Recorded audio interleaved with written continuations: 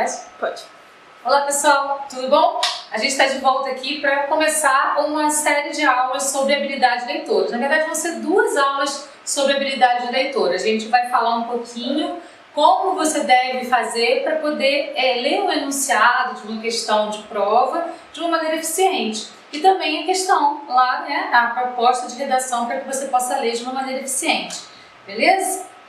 Antes da gente começar a aula, se você gostar, não esquece de dar um joinha e de se inscrever no nosso canal, belezinha? Vamos para a aula então.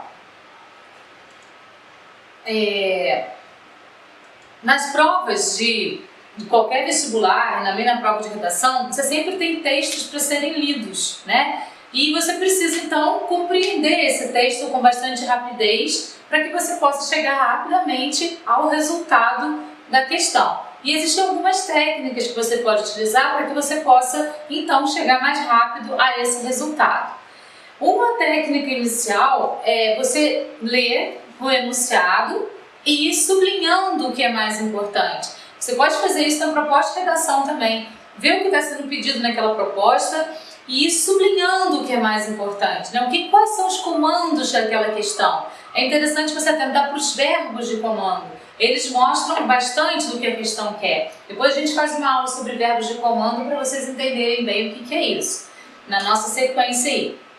Então, sublinha o que é mais importante dentro da questão. E vai fazendo traduções mentais daquilo que você não compreende muito bem. Se tiver, por exemplo, uma palavra que te trave para poder entender o contexto geral, risca aquela palavra, coloca um sinônimo que você tenha mais intimidade com ele e daí você vai conseguir ler o texto com maior precisão. Se o texto for muito grande, uma técnica muito eficiente é fazer paráfrase dele. Então vai lendo um parágrafo e vai fazendo uma tradução com as suas próprias palavras ao lado desse parágrafo, dizendo o que esse parágrafo diz. Lê o próximo, faz a mesma coisa. Depois você lê suas traduções, né? Aquilo que você escreveu ao lado de cada parágrafo, e você vai ter um entendimento do texto todo com maior facilidade. Isso parece que aumenta o nosso trabalho, mas não aumenta não, diminui. Porque se você vai parágrafo por parágrafo, traduzindo para a sua própria linguagem o que aquele parágrafo diz, depois você não precisa mais voltar em todos eles para entender novamente, né? Procura as informações do enunciado que revelam uma perspectiva particular sobre o tema. Então, vê o que é mais importante dentro do enunciado, o que realmente ele está buscando. A partir do momento que você começa a atentar para as palavrinhas e sublinhando cada uma, você vai achar essa coisa que é mais importante, porque vai estar enfatizado, né? E essas técnicas vão te ajudando a compreender melhor o texto que está lá ou a questão que está sendo abordada ali para que você possa responder, certo? Depois a gente vai então para a questão efetivamente. Tudo isso vai ajudar você a compreender melhor o texto que você está lendo ou a questão que está sendo pedida para você. No Enem, a gente sabe e a gente ouve dizer o tempo todo que ele trabalha com habilidades e competências, mas as pessoas muitas vezes não explicam o que é isso para o aluno. Então eu vou trazer aqui 2 definições para vocês para que vocês possam compreender. Uma definição de habilidade e uma de competência. Então, competência é a capacidade de agir eficazmente em um determinado tipo de situação, apoiada em conhecimentos, mas sem limitar-se a eles. Habilidades estão relacionadas com o saber fazer, isso é, como o indivíduo mobiliza recursos, toma decisões, adota estratégias ou procedimentos e realiza ações concretas para resolver o problema. Portanto, habilidades e competências são 2 dimensões interdependentes do saber, que se completam mutuamente. Então é isso, você precisa, no seu cérebro, você tem como se fosse um grande fichário, cheio de gavetinhas com muitos conhecimentos. É importante que você saiba pegar esse conhecimento exato para usar na hora certa lá na hora da questão e também na hora da redação. Quando você está produzindo o seu texto, não adianta você jogar muita informação dentro dele. É importante que você pegue aquela informação certinha, que vai ser aquela adequada para levar o seu leitor a convencer-se daquilo que você está propondo, se for um texto dissertativo, argumentativo. E na hora da questão a mesma coisa, né? Não adianta a gente abrir, por exemplo, essa questão de biologia, abrir a gavetinha de biologia e tirar todos os conhecimentos de biologia se ele está pedindo um conhecimento único sobre genética, por exemplo. Então a gente tem que tirar só a pastinha de genética, ver o que ele está pedindo e ver o conhecimento específico dentro dessa parte da matéria para poder então responder a questão. Então ter calma, né? O maior inimigo do aluno na prova é o nervosismo. E quando a gente faz a prova com bastante calma, com bastante frieza, a gente consegue atingir um resultado mais eficiente. E essas técnicas, elas precisam dessa calma e dessa frieza. Então vamos para uma questão. Uma questão bem simples, bem óbvia, mas só para a gente ver como que a gente vai acessar, né, as habilidades que a gente tem. Então a gente tem lá uma tirinha em que diz: Ana, o que você está programando para as férias? Bem, eu vou sair por aí, pé na estrada e mochila nas costas, curtir a minha independência. Mãe, você financia a minha independência? Aí a questão pergunta: o comportamento da personagem no primeiro quadrinho sugere. Aí você tem lá as alternativas, né? Caridade, entusiasmo, gratidão, interesse ou satisfação. Então, pela pergunta que ela faz para a mãe, a gente pode chegar à resposta, né? Ela tem ali, o discurso dela é todo feito em cima do interesse da mãe dela bancar a viagem dela, a liberdade dela, né? Então, para a gente chegar a esse resultado, a gente teve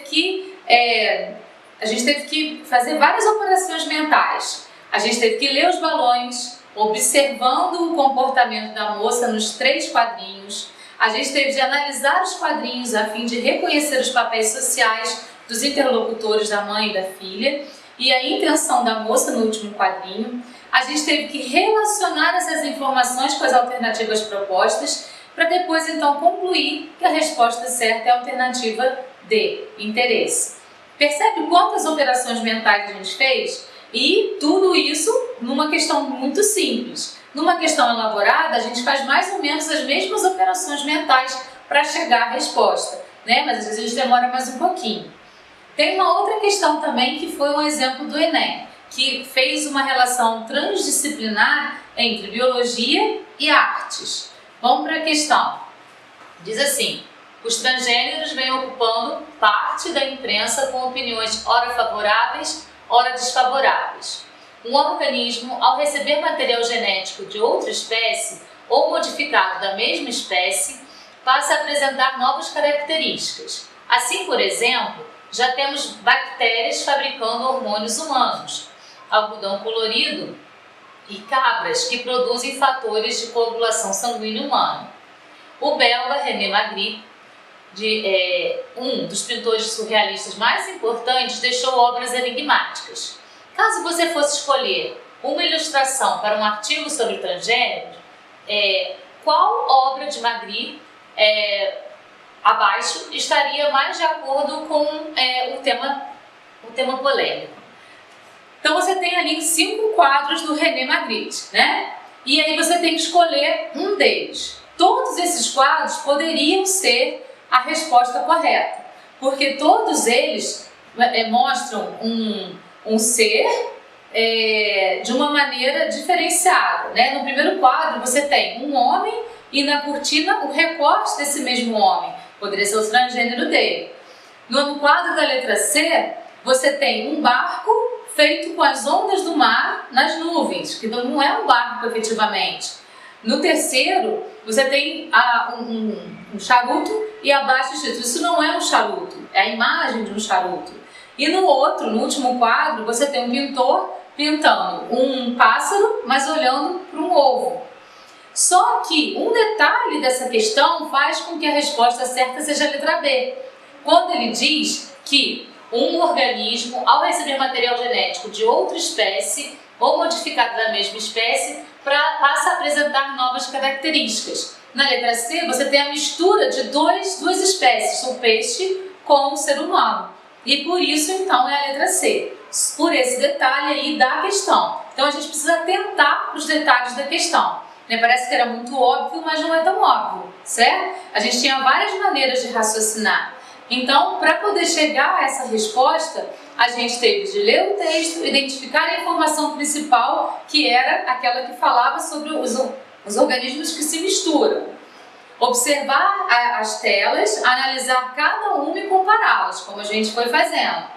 Relacionar as pinturas, as pistas fornecidas pelo texto verbal, especificamente a de que um organismo, ao receber material genético de outra espécie, passa a apresentar as suas novas características. E concluir, então, que a resposta é a letra B.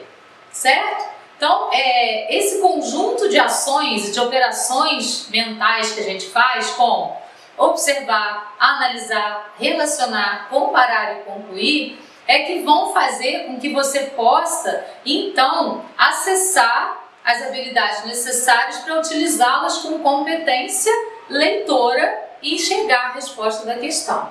Certo? Então, essa foi a nossa aula de hoje. Eu espero que eu tenha ajudado um pouquinho vocês dentro da análise textual. A interpretação de texto é uma das maiores dificuldades do aluno, tanto na prova de múltipla escolha quanto na prova de redação, né? Então, eu espero que eu tenha contribuído um pouquinho com vocês. Na próxima semana a gente volta com mais uma aula de competência leitora. Até lá!